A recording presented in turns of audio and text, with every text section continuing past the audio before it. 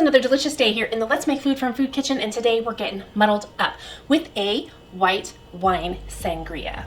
So, what's sangria? It's fruit that's soaked in wine, and then you drink its deliciousness. I mean, that's the gist of it.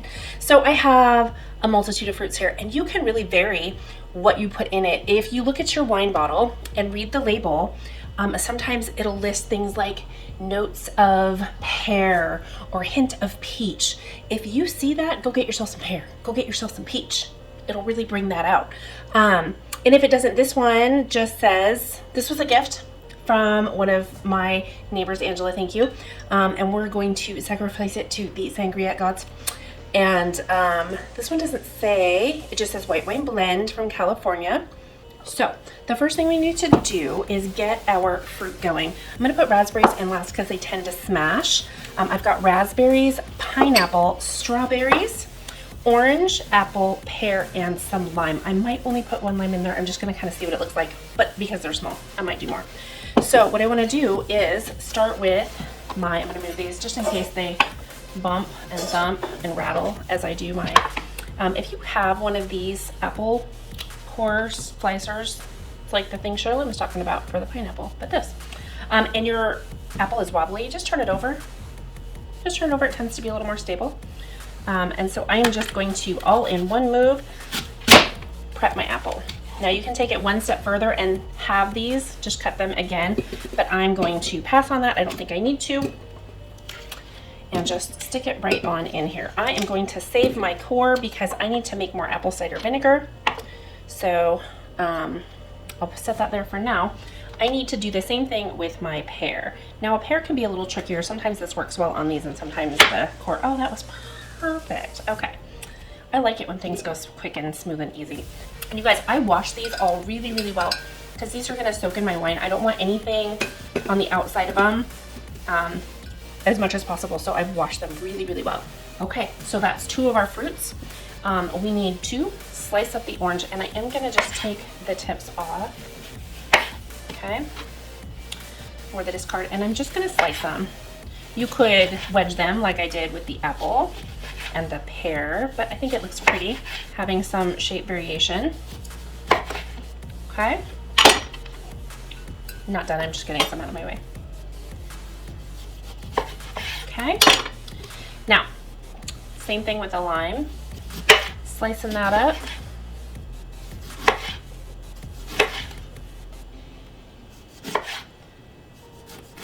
Right on in it goes, and I can go ahead and just dump in my pineapple. It's about a cup of pineapple. I happen to have some. I don't always put pineapple in, but I happen to have some from a dish that I did. So why not? Again, why not? And strawberries, well rinsed. Gonna cut off the top and quarter them. And just toss them on in there. Ooh, there's a little spot there. I'm not too, there we go. Just take it off. Same thing with all of these. Okay.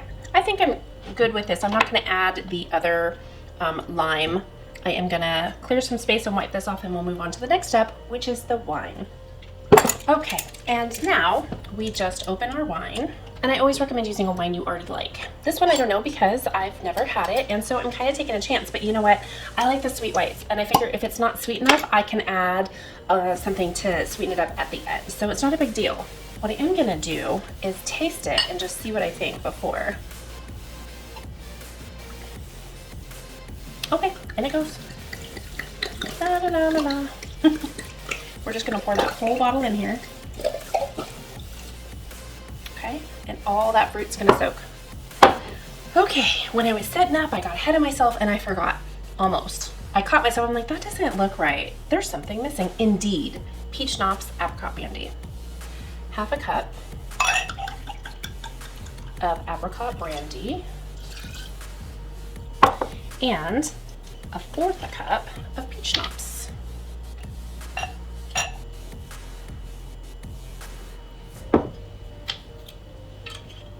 So all I want to do is just take my spatula and stir this a little bit, mostly for the brandies and the schnapps. And I want to get the fruit submerged. Okay? Now the last thing we need to do for now is to cover this and refrigerate it for at least 4 hours. Once that time is up, we can pull it out and enjoy. All right, I am back. It has been a busy 24 hours for me, but we have to come back and finish our sangria, right? Did you know sangria, it's from Portugal and Spain, and according to the EU, those are the sangrias that can be labeled officially as a sangria product if they originate from there.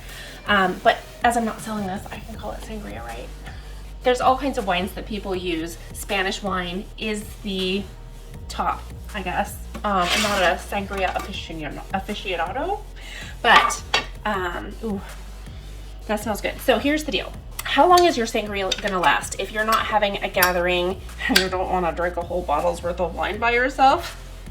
I mean, I wouldn't do that often. Let it soak 12 to 24 hours so that the fruit can soak up some of the alcohol, and that will help make it last longer. It'll preserve some of that. So what you're gonna do is, I'm gonna fish out this nice little lime slice. You're gonna fish out some of your fruit. I'm just gonna try and get a couple pieces of each one, except maybe the, oh, that's pineapple. Except maybe the oranges, because they're so big. Or maybe I'll just find a small one. Ooh, there's a small one. Can I take that one? We want to make our glass look a little pretty. Ooh, there we go. That just fits right on in there. So I have a lime slice, a pear.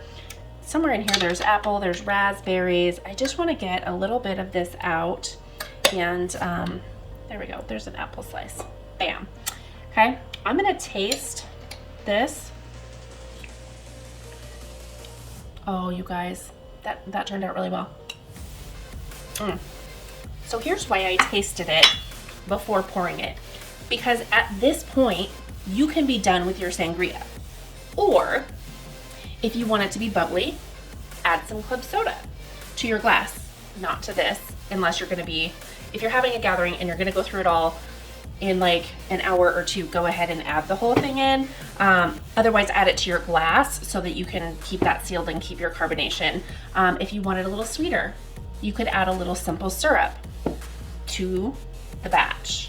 Or if you've got a mixture of people, I like the sweet stuff, I don't like it so sweet, you can do it in your glass as well.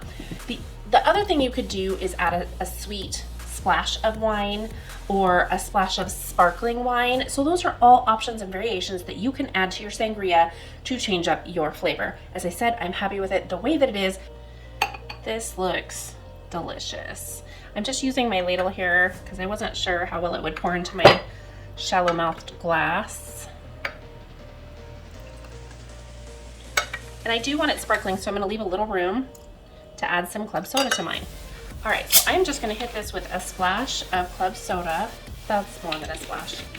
It's probably an ounce or two, and that's okay. I want to stir that up. I already got rid of my spoon because I licked it, which is fine for me, but if I've got somebody coming over. Okay, now this is ready to go. I want to close this up and get it back in the fridge. If I'm not going to consume it with a gathering or quickly, it's only going to last 2 to 3 days. And so a couple of the things that will help keep that 2 to 3 days is, one, keeping it cold in the refrigerator, and two, keeping airflow from coming into it. It's already going to have air because it's got the space in the jar, but if we can keep additional air from it, it'll help prevent some of the oxidizing. Okay. This looks so, these are always so pretty. It's so good. It's like juice box for adults. I mean, wine already is because it's made from fruit, grapes typically. But this just kind of levels it up a little bit to make it feel a little bit more like a juice box. And that can be dangerous because there is a whole bottle of wine in here. There is the apricot brandy and the peach schnapps. And so there's some alcohol in here. And so be careful, my friends. Have a designated driver if you're going somewhere. Thanks for joining me here today for this episode of Muddle Up. From my kitchen to yours, cheers. That's one boy puppy.